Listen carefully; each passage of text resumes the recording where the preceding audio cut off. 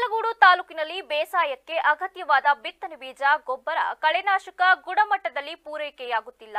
ಇದರ ವಿರುದ್ಧ ಕ್ರಮ ಕೈಗೊಳ್ಳುವ ನಿಟ್ಟಿನಲ್ಲಿ ಕೃಷಿ ಇಲಾಖೆ ಅಧಿಕಾರಿಗಳು ಕರ್ತವ್ಯ ನಿರ್ವಹಿಸಬೇಕು ಎಂದು ರೈತ ಮುಖಂಡ ಭುವನೇಶ್ ಆಗ್ರಹಿಸಿದರು. ತಾಲೂಕು ಪಂಚಾಯಿತಿ ಸಭಾಂಗಣದಲ್ಲಿ ರೈತ ಮುಖಂಡರು ಹಾಗೂ ತಾಲೂಕು ಪಂಚಾಯಿತಿ ಕಾರ್ಯನಿರ್ವಾಹಕ ಅಧಿಕಾರಿ ನೇತೃತ್ವದ ತಾಲೂಕು ಮಟ್ಟದ ಅಧಿಕಾರಿಗಳು ಸಭೆಯನ್ನ ಉದ್ದೇಶಿಸಿ ಮಾತನಾಡಿದ ಅವರು, ತಾಲೂಕಿನಲ್ಲಿ ಪ್ರಮುಖ ಬೆಳೆಯಾದ ಆಲೂಗಡ್ಡೆ, ಮುಸ್ಕಿನ ಜೋಳ, ಶುಂಠಿ ಹಾಗೂ ತಂಬಾಕು ಬೆಳೆ ಅತಿ ಹೆಚ್ಚಾಗಿ ಅವಲಂಬಿಸಿದೆ. ಆದರೆ ಕಳಪೆ ಗುಣಮಟ್ಟದ ಬಿತ್ತನೆ ಬೀಜ, ಗೊಬ್ಬರ ಪೂರೈಕೆಯಿಂದ ರೈತರ ಬೆಳೆ ಫಲವತ್ತತೆಯಾಗಿ ಹೊರಹೊಮ್ಮುತ್ತಿಲ್ಲ. ಇದರ ಪರಿಣಾಮವಾಗಿ ರೈತರು ಏಳಿಗೆ ಹೊಂದದೆ ನಷ್ಟ ಅನುಭವಿಸುವ ಸ್ಥಿತಿ ತಲುಪಿದ್ದಾರೆ. ರೈತರ ಬೇಸಾಯಕ್ಕೆ ಸಂಬಂಧಿಸಿದಂತೆ ಮೇಲ್ವಿಚಾರಣೆ ನೋಡಿಕೊಳ್ಳಬೇಕಾದ ಕೃಷಿ ಇಲಾಖೆ ಕಣ್ಮುಚ್ಚಿ ಕುಳಿತಿದ್ದು, ಕಳಪೆ ಗುಣಮಟ್ಟದ ಬಿತ್ತನೆ ಬೀಜ, ಗೊಬ್ಬರ, ಔಷಧಿ ವಿತರಣೆ ಮಾಡುತ್ತಿರುವ ಕಂಪನಿ ವಿರುದ್ಧ ಶಿಸ್ತುಬದ್ಧ ಕ್ರಮಕ್ಕೆ ಮುಂದಾಗುತ್ತಿಲ್ಲ ಎಂದರು. ಯಾರು ಮಾಡಿದ್ರೆ ಅವ್ರು ಕಂಡಿಡಿರಿ, ಅವ್ರ ಜೊತೆ ಹೋಗೋಣ. ಯೂರಿಯಾ ಬರುತ್ತೆ ಅಂತಾರೆ ಸರ್.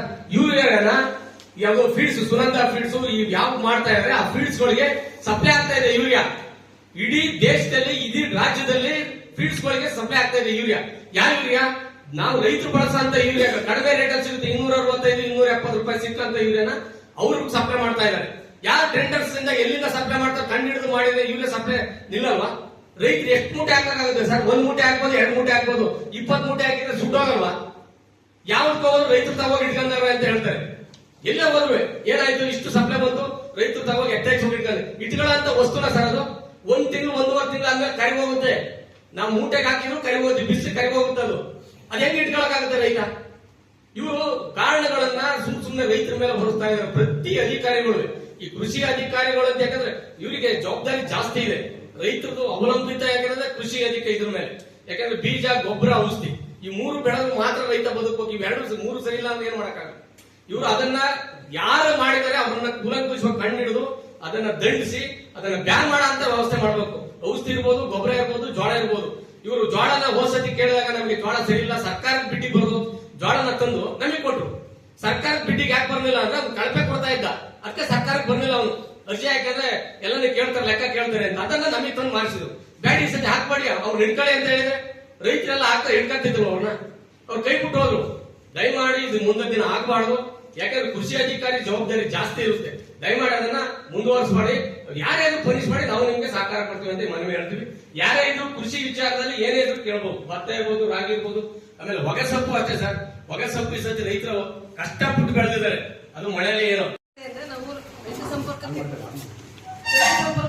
ಎಲ್ಲಾ ತರ ವೆರೈಟೀಸ್ ಕೊಡ್ತಾ ಇದ್ದೀವಿ ಸರ್. ಕಲ್ವ ಆಗಿರ್ಬೋದು, 64 ಆಗಿರ್ಬೋದು. ಬಟ್ ಇದು ತುಂಗಭದ್ರ ಸರ್. ಇದು ನಾಮಿನೇಷನ್ ವೆರೈಟಿ. ನಾವು ಇದನ್ನೇ ರಾಮನಾಥಪುರದಲ್ಲಿ, ಒಡಗಲಿ ಗ್ರಾಮದಲ್ಲಿ ಕೊಟ್ಟಿದ್ದೀವಿ ಸರ್, ರುದ್ರಪಟ್ಟಣದಲ್ಲಿ ಕೊಟ್ಟಿದ್ದೀವಿ, ಮತ್ತೆ ಮಲ್ಪಟ್ಟಣದಲ್ಲಿ ಕೊಟ್ಟಿದ್ದೀವಿ ಸರ್. ನಾವು ಯಾವುದೇ ಬೆಂಕಿರೋಗ ಕಂಡುಬಂದಿಲ್ಲ. ಬಟ್ ಆ ಬ್ಯಾಚ್ ಏನಿದೆ ರುದ್ರಪಟ್ಟಣ ಅಂತಿಲ್ಲ ಸರ್. ಸುಮಾರು ಒಂದು 10 ಎಕರೆ ಪ್ರದೇಶದಲ್ಲಿ ಬೆಂಕಿರೋಗ ಬಂದಿದೆ ಸರ್. ನಾವು ಇದಕ್ಕಿಂತ ಮುಂಚೆ 1 ವಾರದ ಹಿಂದೆನೆ ನಾವು ನೋಡ್ಕೊಳ್ಳೋದಕ್ಕೆ ಆ ತರ ಇರಲಿಲ್ಲ ಸರ್ ಇನ್ಸಿಡೆನ್ಸ್. ಮೊನ್ನೆ ಹೋದಾಗ ಸ್ವಲ್ಪ ಜಾಸ್ತಿ ಇನ್ಸಿಡೆನ್ಸ್ ಇತ್ತು ಸರ್. ನಾವು ಸೈಂಟಿಸ್ಟ್ ಅವ್ರನ್ನೆಲ್ಲ ಕರ್ಕೊಂಡು ಹೋಗಿ ಎಲ್ಲ ಸಹ ಪರಿಶೀಲನೆ ಮಾಡಿದೀವಿ ಸರ್. ಅವ್ರ ವಿಜ್ಞಾನರು ಒಂದು ವರದಿ ಕೊಡ್ತಾರೆ ಸರ್, ಏನ್ರಿಂದ ಹೀಗಾಗಿದೆ ಅಂತ ಹೇಳ್ಬಿಟ್ಟು.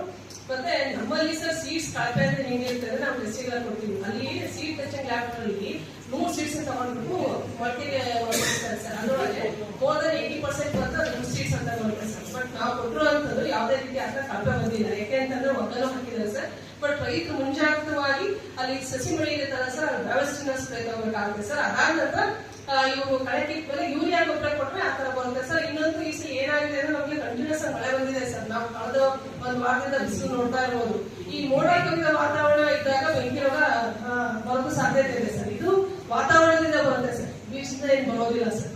ಅಂದ್ರೆ ಜನರಲ್ ಆಗಿ ನಾವು ಹೇಳ್ತಾ ಇದೀವಿ ಸರ್, ಕಳಪೆ ಅಂತಿದ್ದಾಗ ಮೊಳಕೆನೆ ಬರಲ್ಲ ಸರ್. ಇದು ಸಸಿ ಮಡಿ ಆಗಿದೆ, ನಾಟಿ ಆಗಿದೆ 45 ದಿನ ಆಗಿದೆ ಸರ್. 45 ದಿನ ಆಗಿರೋದು ಬಂದಿದೆ ಸರ್. ಈಗ ವರದಿಯನ್ನು ನಾವು ಕೊಡ್ತೀವಿ ಸರ್. ನಿಮ್ಮ JKS ಗಮನಕ್ಕೂ ನಾವು ತಂದಿದ್ದೀವಿ ಸರ್. ಇವತ್ತು ಅವರು ರಾಷ್ಟ್ರೀಯ ಬೀಜ ನಿಗಮ ಹಾಸನ ಅಂತಂದ್ರೆ ಅವ್ರಿಗೆ ಅಲ್ಲಿ ಫೀಲ್ಡ್ ವಿಸಿಟ್ ಮಾಡ್ತಿದ್ದಾರೆ ಸರ್. ನಾನು ಅವ್ರ ಹತ್ರ ಮಾತಾಡಿದೆ. ಮೇಡಮ್ ನಾವು ಸೀಡ್ ಪ್ರೊಡಕ್ಷನ್ ಮಾಡಿದ್ದಿಲ್ಲ ಮೇಡಮ್, ಬೇರೆ ಕಡೆ ಏನು ಮಾಡಿಲ್ಲ ಅಂತ ಅಂದ್ರು ಸರ್. ಬಟ್ ಅವ್ರು ಕೊಟ್ಟದಂತನ್ನ ನಾವು ಕ್ವಾಲಿಟಿ ಕಂಟ್ರೋಲ್ ಒಳಪಡಿಸ್ತೀವಿ ಸರ್. ಮತ್ತೆ ನಾವು RSK ನಾವು ಮೊಳಕೆ ಪರೀಕ್ಷೆ ಮಾಡ್ತೀವಿ ಸರ್.